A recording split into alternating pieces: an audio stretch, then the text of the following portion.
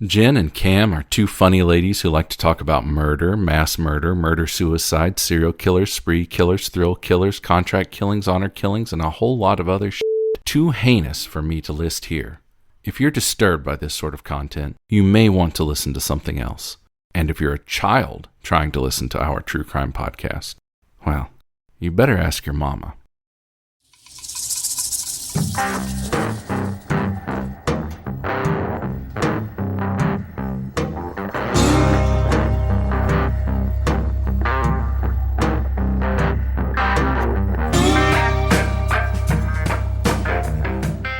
Hi, Jen. Hey, Kim, how are you? I'm good. How are you?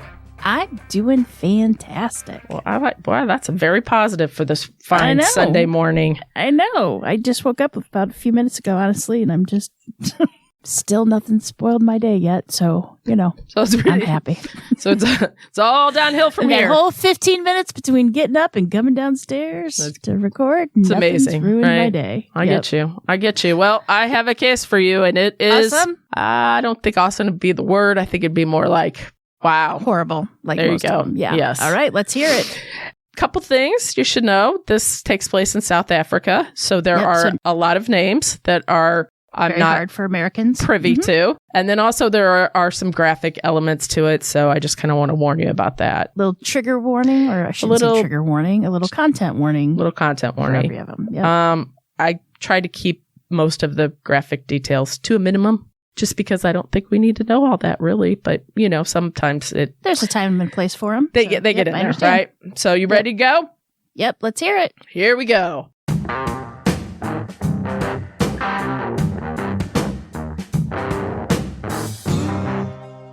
It is September 17th, 1995 in Boksburg, South Africa, when a Johannesburg Police Reservist has the day off and decided to go and enjoy the day by doing a little rabbit hunting. As the man was walking in the field, the putrid smell hit him. It was the smell of death, but it was not just one decomposing body, but several. This was the dumping ground and the killing field of a killer. Some of the bodies were horribly unrecognizable since they had been out there a very long time, while other bodies looked to be freshly killed. Over 30 police are called to the scene, along with dogs and a helicopter. And, they're basically making an attempt to do a grid search to see if they can find any evidence. The police at this point in time believe that they know who was responsible for these deaths, since the killer had been working in the area for nearly a year. But this was the new killer that had been killing women and dumping them, but never like this, never all in one spot. He was either getting reckless and didn't care, or he was getting brave and better at what he was doing. The mass grave together would hold 10 bodies. Holy cow. Oh, that's just the tip of the iceberg, Jen. What police could not yet determine was if the killer brought these victims to the site where he then would rape them and then kill them, or if he would kill them elsewhere and then just use this as a dumping ground. They weren't sure yet. They needed more information, obviously. Mickey Pistorius was brought to the scene. Now, she is a South African forensic investigative psychologist and author. She was the first profiler in South Africa, and she's written several books, and I'll put all those in the sources. Now, Mickey was familiar with the killer because this was the same one that had been working nearby, or so they thought. At this point in time, 30 bodies had been discovered between Johannesburg to Pretoria. All of the victims were Black women aged 19 to 43. All the women had been strangled with an article of their clothing from the victims themselves, such as a stocking or a bra, purse strap. The first woman to be found was on July 16th, 1994. She would be identified as 18-year-old Marina Monama. A second body was found on February 9th. She was completely naked, but her clothes had been placed on top of her chest and weighted down with rocks. Her fingerprints were later used to confirm her identity as 27-year-old Beauty Nuku Soko, and she had gone missing in January on her way to see her sister. It's March 6th when construction workers in Atteridgeville arrived to the work site to find a woman's breast protruding from the soil. Could you imagine that? That's terrible. PTSD stuff. This would turn out to be 25-year-old Sarah Makano. Sarah disappeared after she went to meet somebody about a job. Now you're going to notice a trend with this disappearing after meeting somebody about a job. On April 12th, 25-year-old Letta Inling Amandala had been strangled, and her hands had been tied behind her back with her own bra. Now, Letta had left earlier in April to meet a man in Pretoria North about a job offer. On April 20th, this is heartbreaking, the body of a little boy, a baby really, he was just 2 years old, and he was Letta's son, and was found 65 feet from his mother's body. Letta did not have anyone to watch her son, so she brought him along on that job interview. His name was Sabisio, and he had an injury to his head, but he had died from exposure. Now, think about this. Just broke my heart. It's believed that this little angel was alive. He was injured, but he was alive. And what he died from was the elements. He succumbed to exposure. So it's believed that he kind of just stayed with his mom. Oh, baby. On April 17th, 4 more bodies were found in Belize. Now, here's where I must mention another serial killer that was working in the area at the same time. His name is David Silipe. At this point in time, authorities were not sure if this was the work of David, but it was becoming clear that this was probably a different killer who operated much like David. Now, David was a serial killer who was working in that area at the same time in almost the same manner. But when he was arrested, the killings continued. Now, David tried to escape from custody, and he was fatally shot by police. Now, this is a whole other podcast for another day. But the thing to remember here is that still today, there are a lot of questions surrounding David and the killer that I'm profiling right now in this podcast. On May 13th, 29-year-old Esther Menaja's body was found in Hercules in Pretoria West in a cornfield. Her lower body was nude, and she had been strangled with her own clothing. The next body was found at exactly 1 month later, but there had been 5 women that had gone missing in that interval. Francina Sithole, age 25, was found. Her body was sitting against a tree. This was a little different for him. On June 13th, she had been tied to the tree with her neck, around the tree and the neck, using her underwear and her purse strap. So basically, this killer, what he started doing was that he would fashion the way that he would bind them. The more they struggled, they would end up strangling themselves. You see what I'm saying? Yeah. Mm-hmm. I couldn't get that out right, but I knew what I was talking about. That. Just 3 days later, 19-year-old Elizabeth Mathitsa was discovered in Rosslyn, an industrial area about 9 miles to the northwest of Pretoria.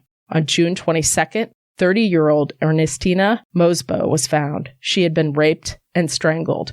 Now, could you imagine living in this community? I mean, this is like every couple days, every week, there's bodies just coming and coming and coming. That would be so scary. It would be horrible.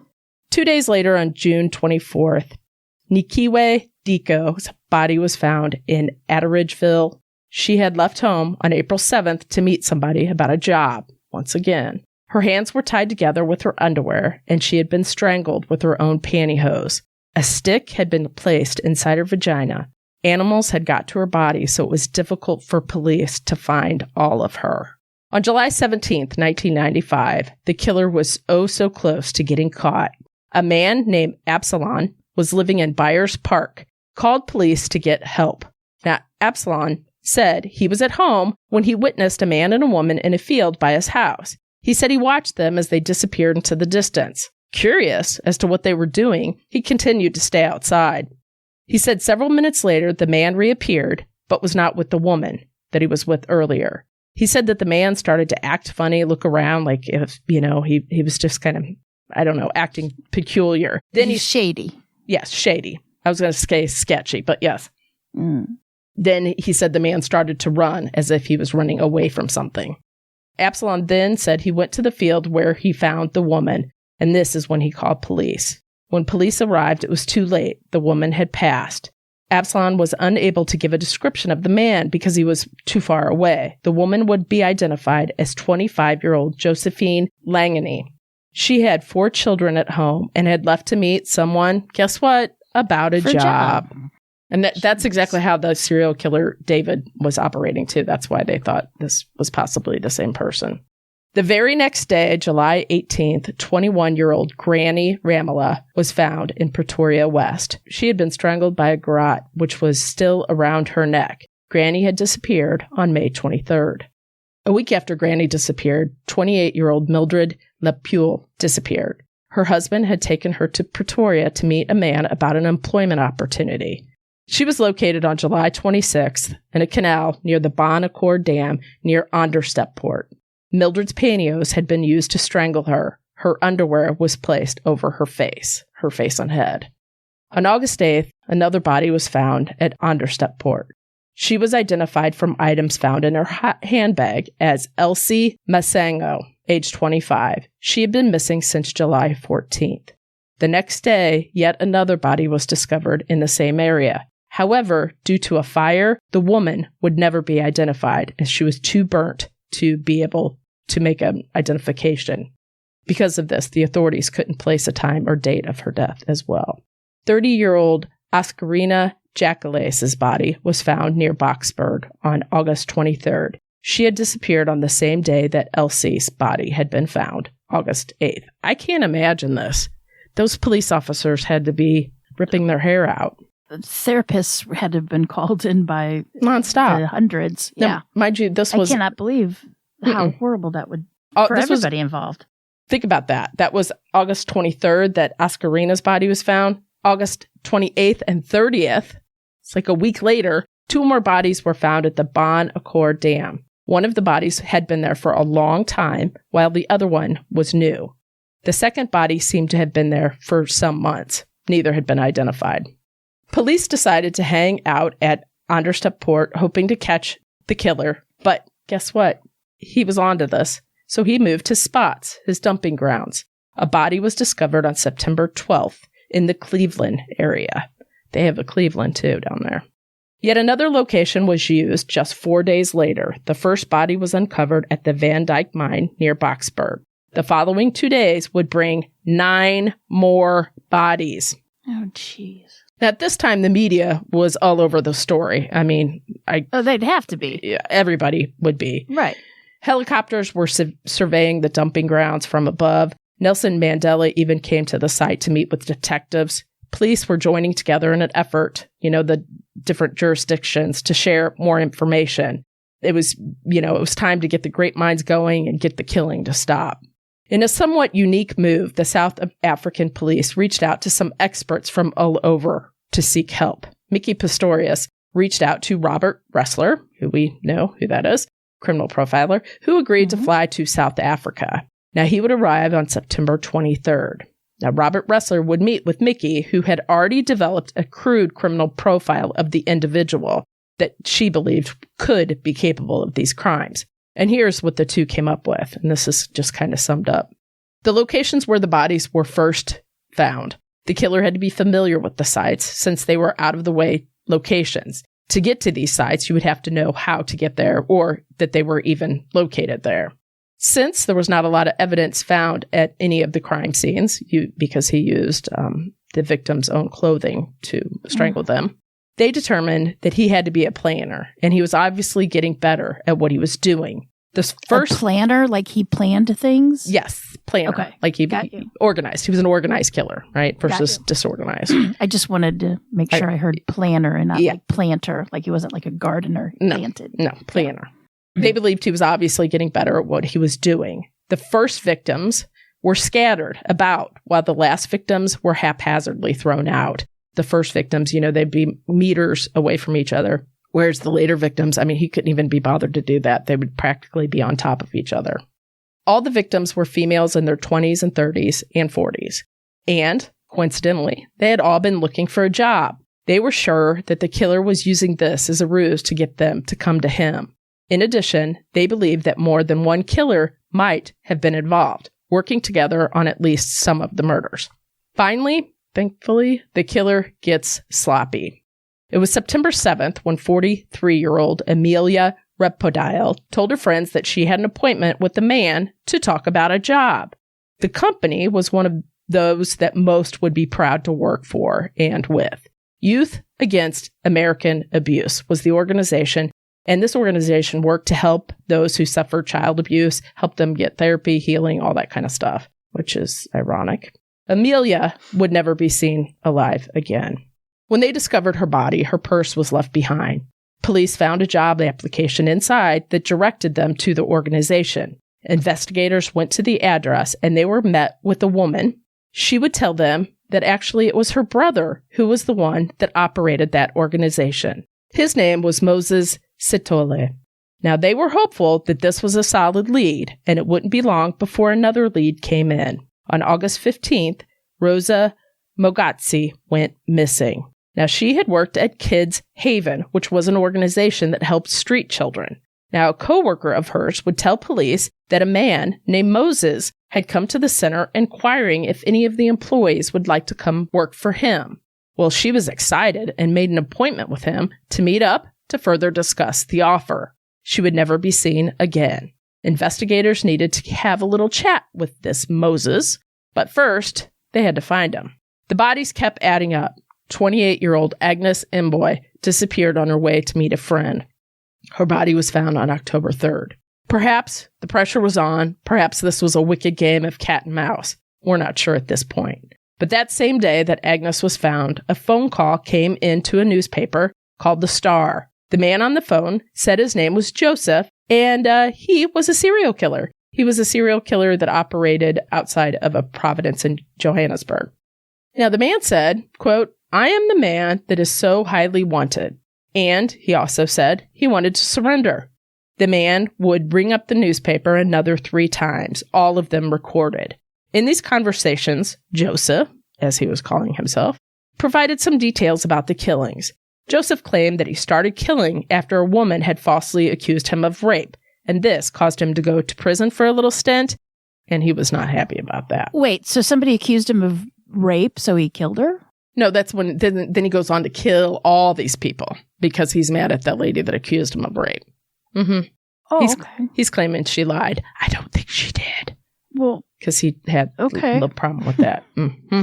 Because, okay. All right, 2 wrongs don't make a right. I don't get that. Mm-hmm. Well, I don't get 2 rights don't make a wrong. Yeah. how that translates. Mm-hmm. But, okay. The killer went on to say that he used the victim's own clothing to kill them, but that he preferred underwear to strangle them. He took the credit for the Boksburg, Pretoria, and Atteridgeville killings, but denied those in Cleveland. Now, it's important here to note that David was operating in Cleveland. David, the serial killer that I mentioned earlier. And again, we don't really know if he maybe or maybe didn't help David. Who's to say? Because David has been killed. But he's claiming he did not do those. Now, and what I'm sure authorities found interesting, as well as telling about a person's personality, I guess to say, is that he did not kill Lita, nor did he kill her 2-year-old because he, quote, loved children. But if you remember, that little baby died from exposure, so technically he did not kill him. But I don't believe that for a second. But if he loved children, he would have helped the child. Just a thought. The killer also gave them the location of a body that had not yet been discovered near Jupiter train station. Police were pretty sure that this was the killer that they were speaking to, and this was, in fact, the one they've been looking for and the one responsible for all these crimes. Yet another body was found. Beauty Ndabini's body was discovered in Germiston on October 11th, the day after she went missing. The killer used a comb and her own pantyhose to strangle her. Like a garrote. He tightened it up with the comb. Like he did the other ones, correct? Mm-hmm. So here's a plan that the police come up with. The plan was to get Joseph to meet them at the train station, but shocking, guess what? Oh, yeah, he agreed and didn't show up. Of course he did not show up. So instead, kind of getting desperate, and I guess at this point they're like, this cannot keep going.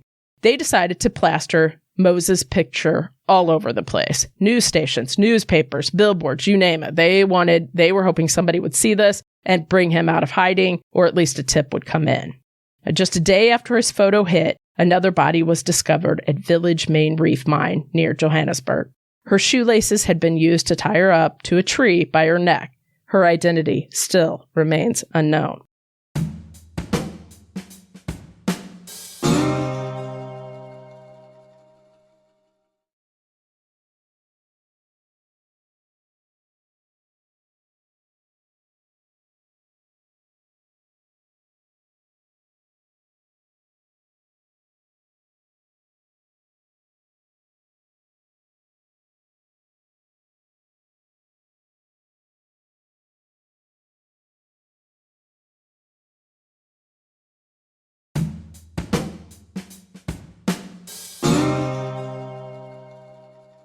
The authorities planned to saturate Moses' photo everywhere, and that paid off. The pressure was getting to him.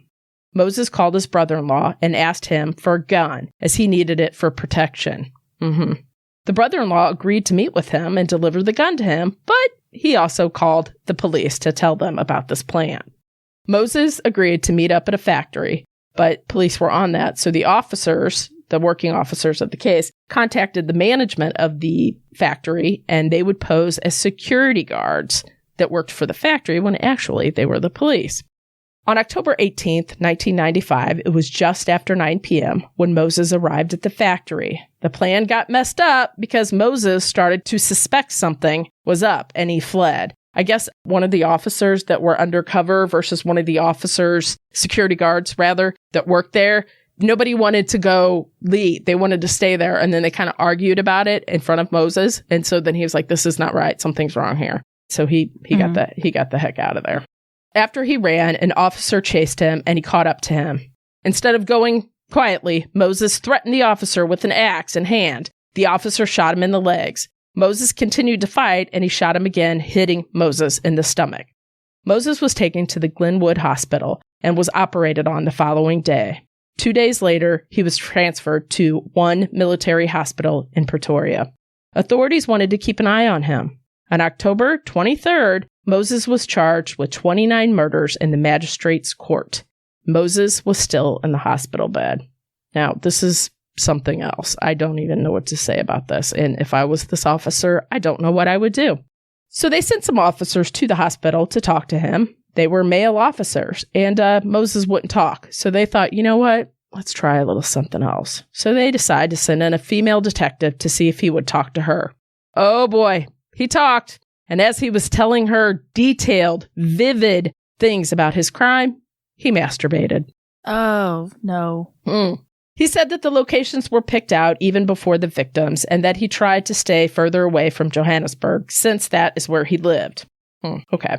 He said he only raped the pretty ones and only killed during the day, never at night, which would explain the meeting someone for a job thing. You know, that you're not going to go meet somebody in the middle of the night for a job, but during the day, you feel safer too.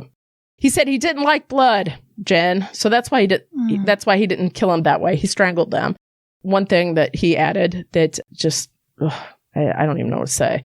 As he would strangle them and rape them, he would make them keep their head down and then kill them and then again masturbate after he did that on them, I guess would be the right word. He would claim he worked by himself and never had an accomplice, but he was sure someone was committing copycat crimes. And I think the reality is this guy was copying off of the serial killer David. Really? Moses was released from one military hospital on November 3rd and transported to Boksburg prison, where he had served earlier in his life for rape. That's interesting. We'll get to that in a second. But another thing you have to know, the mass grave, the field where the 10 bodies were found, the one that started this story off, that was in sight of the prison in which he was placed, which they seem to wonder if that had anything to do with anything either, because he had done time in that prison for rape, and then he chose that spot. Wow. He was kept in a solitary cell where he would reside until his trial finally began just shy of a year later. In the following days, Moses would accompany detectives to many of the sites where bodies had been located. He would take them to his last victim's resting spot, which had been the Gosforth Park mine. Like many of the others, she would never be identified. Close to a year had passed, and they built their case against Moses. And let's just say, well, as you can imagine, it's something. The courthouse became a circus, and razor wire had to be put up around the courthouse to manage the crowds. Those who could not get in to see the trial would stay outside and camp outside for a chance to get inside. Tony Richard was Moses' lawyer, and he petitioned the court to give Moses a mental evaluation. The judge complied, and Moses was sent to Krugersdorp prison, where he could be observed at a nearby psychiatric hospital. On March 6th, the court was informed that Moses did not exhibit any evidence of injury or disorder, meaning he's just fine. And guess what, buddy? That means you are good to go and stand for your trial. Moses decided to change lawyers. The new lawyer was named Eben Jordan, and the state would be paying for his services. September 30th, the charges were out, and it seems that 4 of the murder charges related to women previously attributed by the police to the alleged Cleveland serial killer, David Salipe. They were crossing the victims with the killer. Does that make sense? That was wrong. Now, a little background about Moses. He was born on November 17th, 1964, to Simon and Sophia. And, his father would die when he was just 5 years old. And this is heartbreaking. Sophia could not care for Moses and his 5 siblings, so she left them at a police station, but made sure to instruct the children to never tell the police her name or that she was their mother. Wow. Little loss there. The children were placed in an orphanage, but soon the boys were transferred to another province. Moses would claim that this is where abuse and mistreatment of him started in his life. Moses would run away and begin working wherever he could get work, such as on farms or local gold mines.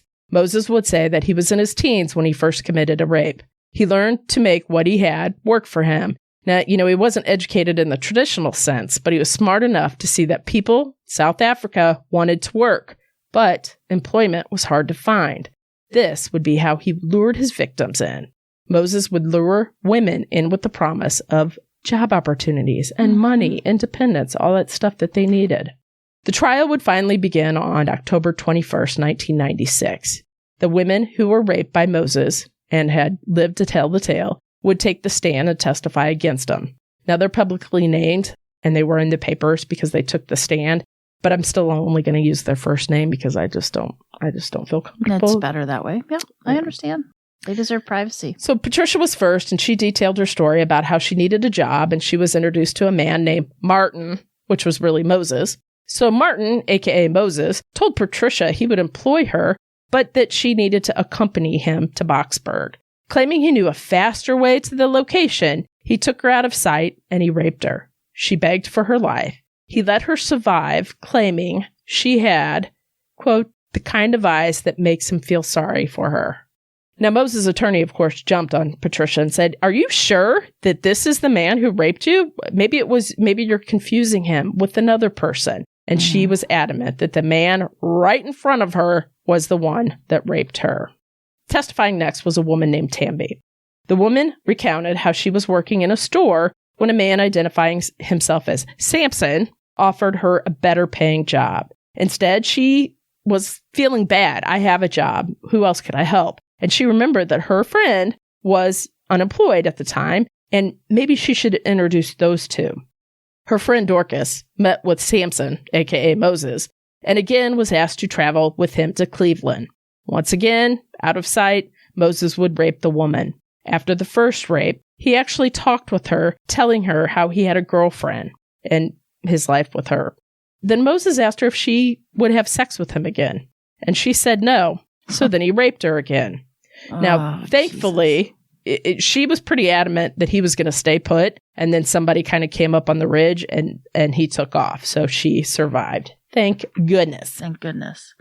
Moses' former girlfriend testified next. Now, she was only 17 when they dated, and she told the court that he frequently beat her, and she was always scared of him. She told how Moses raped her sister, who was only 15 at the time. He had asked her to have sex, and she said no. So then he took out a can of gasoline and said he was going to rape her, burn her, and kill her. He then raped her and strangled her until she passed out. But thankfully, she lived.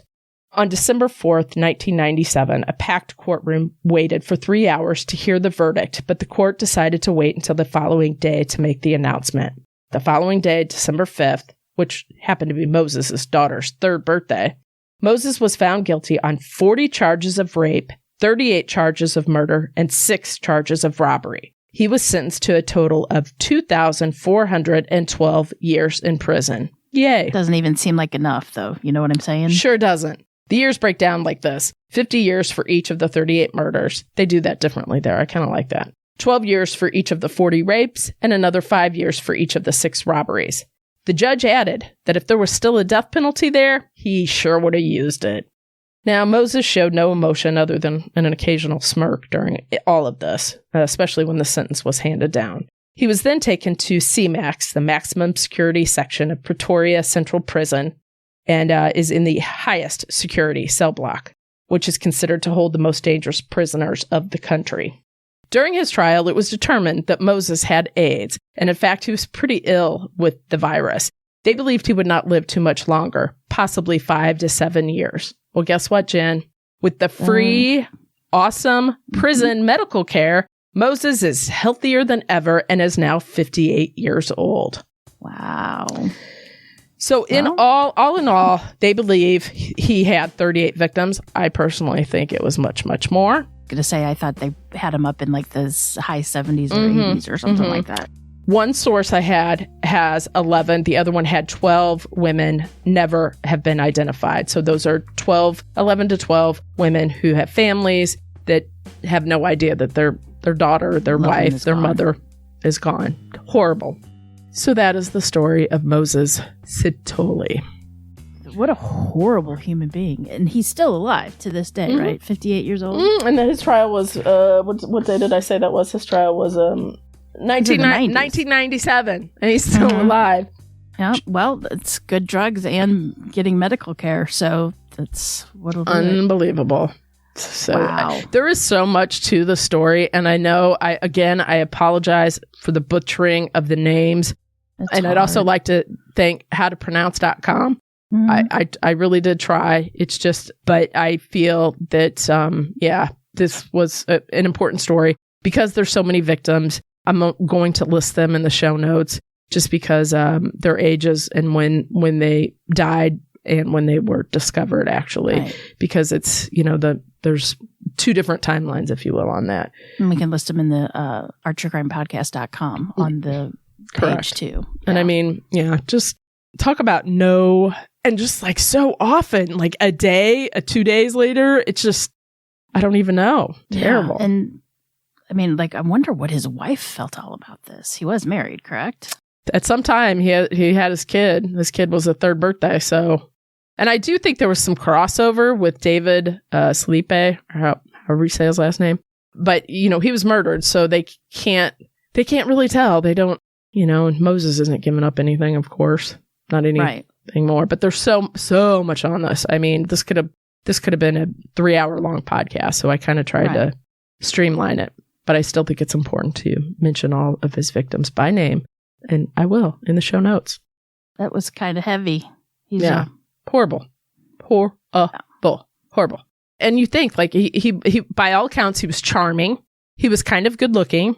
He seemed very gentle. And then somebody's offering you a job and you're like, okay, because, people want to work. And it's during, 11 o'clock on a Monday morning. Okay, I'll go with this guy. So he just, horrible.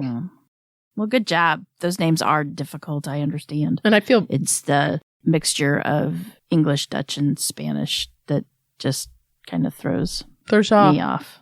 So, well, and it's, how we would say it is different than how they say it, of course. Oh, yeah. So, and that's for any country. Yeah. So I apologize. I tried.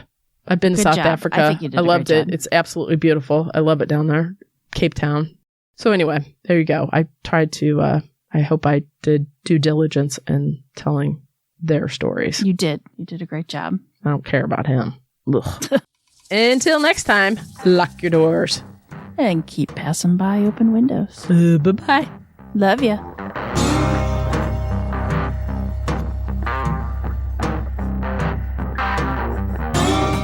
Today's episode was researched and written by me, Cam.